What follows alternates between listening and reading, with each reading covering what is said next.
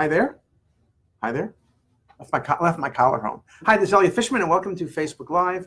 It's 12 o'clock. It's Friday, and it's actually a little bit warmer out than it used to be.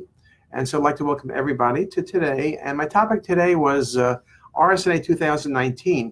And I did pick that topic actually for last week because I was thinking about the RSNA deadline. Those of you who submit abstracts and posters and exhibits to RSNA know that on Wednesday at 1 o'clock Chicago time, Central Standard Time, was the cutoff, was the deadline for RSNA abstracts. And so if you submitted them, you're going to find out the good news or bad news the end of June. If you didn't submit them, good news is deadline is only 12 months away for the 2020 RSNA. So I always wonder, and usually I give a Facebook Live like this the week before RSNA, where I kind of have a good feel looking at some of the advertisements, looking at things that were accepted, looking at the key presentations, the opening address, things like that. And I kind of predict where things were going. So for example, last year, it wasn't that hard to know that RSNA was going to be super heavy on AI. I knew that from the year before when it started becoming important.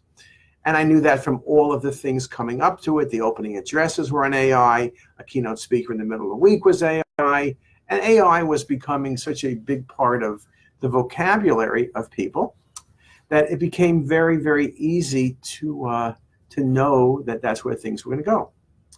So if you ask me to fast forward, let's see, April to May, June, July, August, September, October, November, 7 months. So fast forward about 7 months. Where do I think, what are we going to predict? So I can predict that Siemens, GE, Philips, and Toshiba, which is Canon, I guess, will all have new scanners. Now, CT scanners and MR scanners and ultrasound machines. The truth is probably most of them are not really going to be new, but they'll just paint them a different color. Put a couple flags on them, a couple stickers, say better than ever. So I'm not sure you're going to see massive change in technology. I think last year, those of you who've looked at the scanners, what you saw was a lot of growth on the lower ends of scanners. You saw cheaper scanners. But, you know, for the price, you actually were getting more bang for your buck because the cheaper scanners were actually fairly good. They were becoming more sophisticated. You can see, for example, now dual energy is still in the real high-end scanners, but I think it's starting to trickle down the things that maybe are not super high-end. And that's usually the push in radiology, that you need discovery on the high-end, and then what was on the high-end becomes on the regular. And the same reason at some point 64 slice was, oh my God, I can't live without it. It's the latest and greatest, very expensive. And 64 slice now is basically, I won't say run-of-the-mill, but it's the baseline where people are, and they go above it. And we talk about options from cardiac to dual energy. The options will vary, but I think the core becomes very, very constant. So I think you will see that. I think what you will see, however, and where I think AI is becoming more valuable, is really on workflow. And I think if anything, and if the companies are smart, I would say they should focus on workflow. And I think a number of them are. There's a number of new companies, but a number of the old companies. And when I say workflow, I don't necessarily mean how fast your PACS works and how fast you could read things. What I'm saying to you is, what you need to think about is, what things do you do repetitively or repeatedly or over and over again, like I'm speaking over and over, that somebody else could do or something else could do. So for example, you saw scanners last year being shown where there's a camera on top, can look down and center the patient correctly. Technologists have a hard time centering the patient. Centering will define the quality of the study as well as the dose. So if you tell me you center it correctly, then you're going to save dose. But it's hard to do. You need really good techs. It's not easy even for the best techs. Well, now the scanner automatically centers the tube to the patient. Well, you're in great shape. You got rid of the work. And if you noticed last year, I think Siemens and some others had like tablets. So now when you go to scan a patient, all the information is there. You go liver and then liver mass, and then it shows you what the protocol should be. So more and more, it's kind of, I won't say it's dumbing down the process, but it's making repetitive tasks a little bit less repetitive. And also, we hope that it's going to make errors less.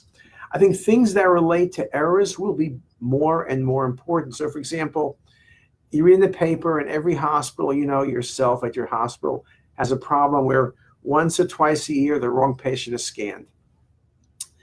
Somehow you call the patient's name, the wrong person answers.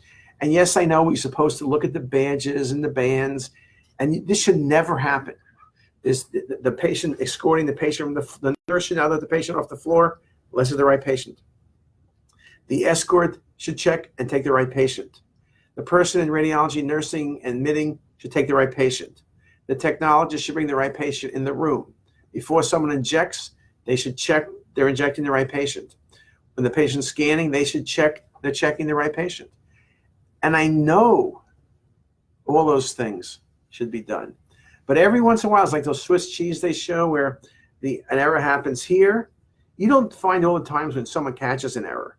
But when somehow it happens, it goes through every little hole, and every defense you had does not work. You make an error. We need to avoid errors. There's no doubt about it. And so, for example, I can see the scanners now where patients have their badges. It's just not their name, but it has monitors inside, and then you would have to swipe that for the patient's name to come up. And so you would always scan the right patient. It would not be a tech choosing a name, maybe choosing the wrong name, choosing the wrong study, where you're clicking like you're a turkey or whatever it is, a chicken. Quack, quack, quack. That's a duck. Okay. But you get the drift here. I think you're going to see a lot of that at RSNA this year. And I think you're going to see it in many different ways. So, for example, let's say we're reading CT. What the computer should do the second you open up the CT of the chest, let's say we're doing the chest, is it should automatically create a series of images, MIPS. It should automatically be able to count all the ribs. It should automatically measure the size of the heart. It should automatically do a center line and give you the maximum ascending aorta at the pulmonary artery, maximum descending thoracic aorta. And then the truth is, it should create all those numbers and not have you dictate them, because when you dictate them, your voice dictation, 10.1 is the same thing as 11.1 or 1.01. All that information should be spit into your report.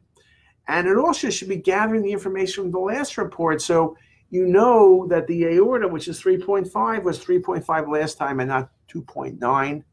You know the changes, you know everything.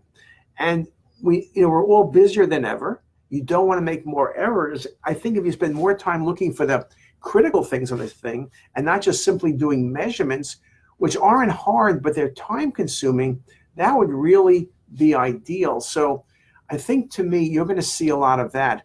And when you ask me where AI is, it's not just saying AI can read the scans, but it's this AI to figure out these tasks, doing the center line in the aorta automatically, doing the cardiac thoracic ratio automatically, counting the ribs automatically. Those are all things that we can do now. The question is putting them all together into a package where everything happens automatically. So I think that part indeed is very exciting. And I think that's where you're going to see a lot of things going this year. Obviously, AI is going to be bigger than ever. Last year, I was disappointed in AI. The year before, no one expected much from AI, and there was NVIDIA and a bunch of companies around them, and it was really super exciting. This past year, there was NVIDIA and a bunch of companies all around them, but I think people didn't know what to do that they didn't do the year before. And so everyone said they were doing AI, but it looked more like a bunch of college students with exhibits like you were going to camp out, like at Woodstock this year, 50th anniversary of Woodstock. I heard, but I'm not positive this is true. There's a big section on AI there. All those companies are going to have AI booths, so the music and everything else. You'll know what's good music. AI will predict if Jay-Z is going to sing, which song he's going to sing, and Beyonce is going to show up, and they'll be using AI and face recognition to try to find where Beyonce is. And maybe Beyonce is in her house in New York, in Tribeca, not far from Whitney, and then she's not going to be at Woodstock because she's in Tribeca. But if you see Beyonce on face recognition leaving her house and then going on a helicopter to Sullivan County, landing in White Lake, maybe having a piece of pizza there, be some good pizza in White Lake, then driving over, then Beyonce is going to be there. Now, will she sing? Usually Beyonce does sing when she gets there with Jay-Z, and it's Woodstock and yada, yada, yada. But, this, how did I get into Woodstock? Good question. Just joking. But if you think about it for a second, that's really going to be the RSNA. Is then AI will be there. You'll see NVIDIA showing some incredibly new stuff, whether it's editing some of the new stuff under their new platform, under the Clara platform. I think you'll see some of the other companies, maybe Zebra Imaging AI Doc, showing some of the apps that have been approved by the FDA. And there are about 20 apps approved across different companies. You'll see more of that. I think you'll see more apps accepted. You're going to see a lot of papers. Last year, it shocked me how many papers there were in radiomics. I know we must have submitted 1 billion of them. There's so much going on in radiomics with random forest and deep learning. You're going to see a lot of that in the exhibit hall, on paper presentations, and in RSNA presentations, and in the exhibit hall. I think, and that's the scientific exhibit hall. I think that's going to be big. Now, let's see if I have some questions. Let me see. If you have any questions, a good time to answer, or I'll answer you ask. So someone, hey, Liliana's calling in from Palo Alto, I believe. Hey, Liliana. And then John Biacchino's calling in from across the street in downtown Baltimore. And Meg Fines is calling in from probably across the street as well. And Meg Fines and Liliana having a conversation. Guys, just call offline. And then Nadia's calling from the Funky Coastal. What's the Funky Coastal? What's that, Britain or something? Okay, I guess. And then Augusta's calling in from Brazil. So we got people calling in. And, one of the things about the AI, and I think when you see it RSNA, but just in general, it's not a U.S. phenomenon, obviously. When you look at, and I look at all the articles that are being published and posted, AI is universal. I mean, obviously, you've read a lot about China doing AI and doing incredible stuff there. But you also see a lot of the AI is coming from Canada, a lot of very strong places in Canada. I mean, the whole country's strong, but Vancouver, Calgary, Toronto, Montreal, very strong centers of really doing excellent work. You look at the peninsula that way. You talk about Korea, you talk about China, you talk about England. They're not in the peninsula. You talk about England, France, not so much. But you talk about Israel, who has more startups doing AI. And I think you're going to see that from UAE. They're putting a lot of money into that. But Israel's just done amazing in terms of that. Just an incredible amount of technology, particularly on the security side, but using AI as a predictive measure. So we're very excited about that as well. But again, going back to RSNA, I think you're going to see every booth. There's no one who's not going to use the word AI. The cafeteria is going to use AI, okay? When you go to order something, AI is going to decide whether you want chicken, steak, or vegetable burritos. You're not going to be making a decision. The AI will know you. They'll look at your face and say, that Fishman guy, vegetarian. All right, give him a vegetable burrito. And this guy here looks like a carnivore, beef for him.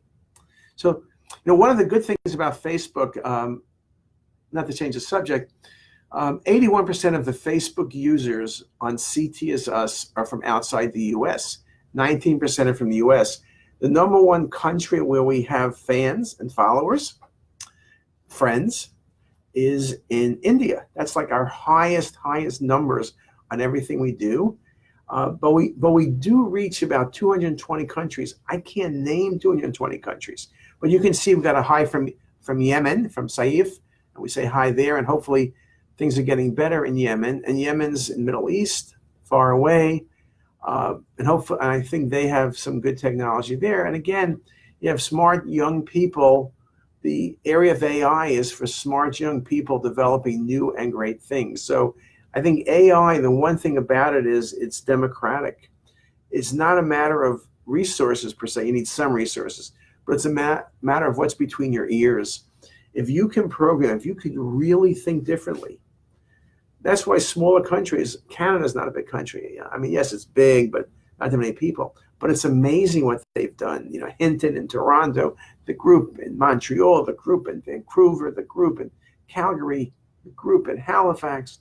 Incredible brilliance coming out of those places. And with AI, it's really hubs because you need really smart people close together, which is why when you say AI, you say Stanford and Palo Alto, and you say Boston with MIT. You know, there's a lot of other places, including ourselves, but those two places are the big dogs. You talk about places like Pittsburgh with Carnegie Mellon. You know, you talk about California, Caltech, things like that. You talk about, you know, the quantity of people in one place, which is why Stanford does so well. They're a fantastic place. But, you know, you have Google next door, and Apple next door, and Facebook next door, and every other company you could think of is next door. They're not in Palo Alto, they're in Mountain View. If they're not in Mountain View, they're in Santa Clara. If they're not in Santa Clara, they're in Cupertino. If they're not in Cupertino, they're in the South Bay. If they're not in the South Bay, they're in San Francisco downtown. If they're not in San Francisco downtown, they're across the bridge, and they're in Sausalito. And remember, when I used to do Pixar, it was just beyond Sausalito, where Lucasfilms was, where Pixar started, and that was San Rafael. So geography is everything in deep learning. So that part's very exciting. And then, hey, Esme here, he's from Paris, and say hi there. And do you know, we have a very good friend in Paris, Philippe Sawyer. We're probably not going to be good friends anymore now that I mispronounced his name. I'll probably won't be pleased with me, but Philippe is head of one of the hospitals there, and is head of one of the important journals. And Philippe actually, way back when, 20 years ago or more, did a lot of work at Hopkins. He was here for a year with Dave Blumke and myself, and we still keep in touch with Philippe, and he's doing great in Paris.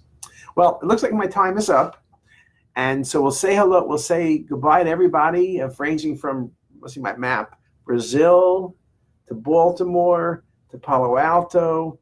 I go around to Yemen, then go some more to Paris, and I think I'm going to England as well. So with that, we look forward to seeing what really happens in RSNA. And just to tell you also, you know that on CTisus, our website, the world's largest content website, we have a new thing on AI. It's incredible. It's right in the front page. You press it, so much information, and it's going to grow and grow and grow. So with that, have a great day, and we'll see you next week. Have a great weekend. Bye.